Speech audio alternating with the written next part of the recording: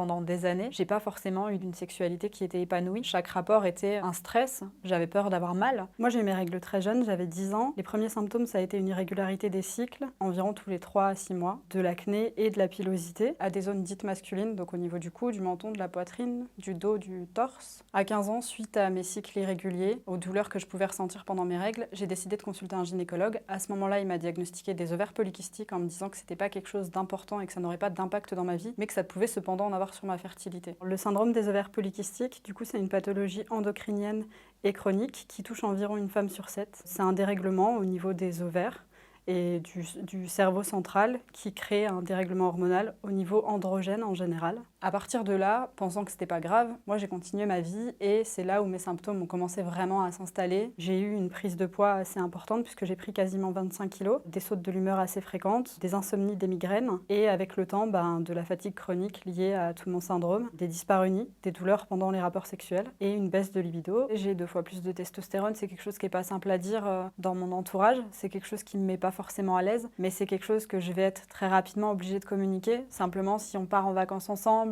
je sais pas, c'est des symptômes qui se remarquent quand même. La pilosité, à certains endroits, on la masque moins, et puis le regard de la société, il n'est pas hyper bienveillant à ce niveau-là. Donc c'est quelque chose qui, moi, m'a beaucoup empêchée d'aller à la plage, de partir avec mes copines en soirée, de me mettre dans des tenues que j'avais envie de mettre. Ça a mis 10 ans vraiment à ce que j'ai un réel diagnostic du coup. Et ça a été 10 ans très impactant parce que ça a joué sur mon estime de moi, dans un premier lieu, de par la pilosité, de par l'hyperandrogénie, la prise de poids qui était quand même assez importante. On m'a beaucoup dit que tous mes problèmes de santé étaient liés à mon poids, à mon obésité, et que le jour où je perdrais du poids et où j'apprendrais à mieux manger, tout irait mieux.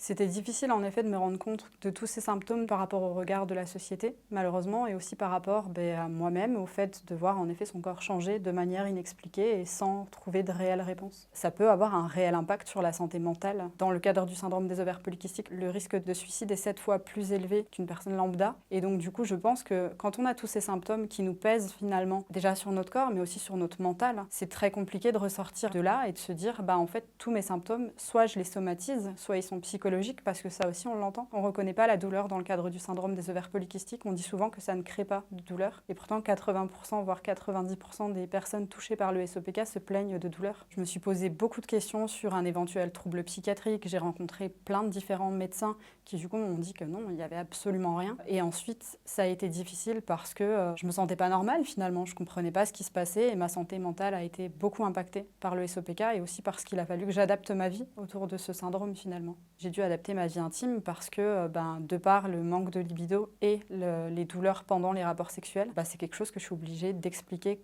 directement quand je rencontre une personne. Et c'est pas quelque chose qui aide à faire des rencontres. Moi, je pense que pendant des années, j'ai pas forcément eu des rapports avec une sexualité qui était épanouie, puisque chaque rapport était quelque part un stress. J'avais peur d'avoir mal. J'ai eu la chance qu'en fait j'étais déjà avec un homme quand mon syndrome a été diagnostiqué. Donc ça a apporté des réponses à nos difficultés au niveau sexuel du coup. Ça a apporté des réponses sur les douleurs. Il se sentait beaucoup coupable à l'époque. Et donc du coup je pense que ça l'a aidé à dédramatiser lui aussi. Et puis je pense qu'il m'a aussi beaucoup plus compris sur le plan émotionnel, notamment dans le plan professionnel, parce que je peux ressentir une énorme fatigue chronique, je peux avoir des douleurs musculaires, je fatigue de toute façon beaucoup plus vite que les autres, je gère moins bien cette fatigue. Et puis parce que l'obésité, le surpoids, c'est pas non plus facile. J'ai dû adapter ma vie dans le milieu social parce que c'est pas toujours bien vu justement d'être la copine qui veut rarement sortir parce qu'elle est fatiguée. On dit encore que j'en rajoute, que j'ai pas l'air si mal que ça finalement. Ça se voit pas, c'est une pathologie invisible. Je pense qu'on m'a souvent demandé aussi pourquoi à 30 ans j'avais toujours pas d'enfant.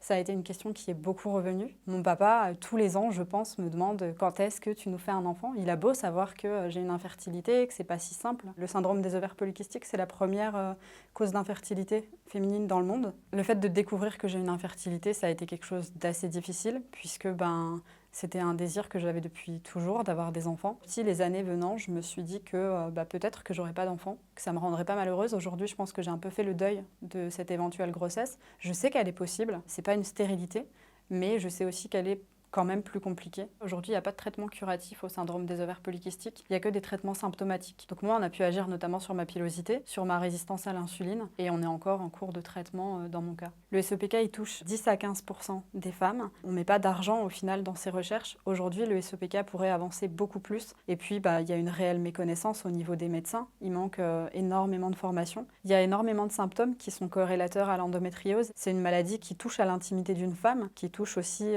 aux règles, qui du coup est un peu tabou. Déjà même dans sa propre famille, parler du fait qu'on a des cycles irréguliers, des douleurs lors des règles, c'est difficile et c'est pas toujours entendu et compris puisque je pense qu'on le reçoit encore beaucoup. Mais avoir mal pendant ces règles, que ce soit des médecins ou notre famille, encore beaucoup de personnes nous disent que c'est normal. En Amérique, on parle d'une femme sur 5. On estime qu'il y a 50% de personnes qui ne sont pas diagnostiquées du syndrome des ovaires polykystiques. Dans le cadre, par exemple, de la période du Covid, on n'a pas été considérées comme des pathologies à risque, alors qu'en Amérique, par contre, elles étaient considérées comme une pathologie à risque. Donc il y a un réel écart entre différents pays et différentes prises en charge. C'est assez révoltant, en effet, de ne pas être pris au sérieux. J'ai rencontré une bonne dizaine de médecins entre mes 15 à mes 25 ans qui n'ont pas su me donner de réponse. Si ces spécialistes m'avaient accompagnée dès le départ, peut-être que j'aurais déjà un enfant, j'aurais entamé un suivi beaucoup plus tôt. Je pense que quand on a l'impression dans nos corps que quelque chose ne fonctionne pas, même si on va rencontrer 15 médecins qui nous disent l'inverse, je pense qu'il faut persévérer et pousser jusqu'à trouver le bon praticien.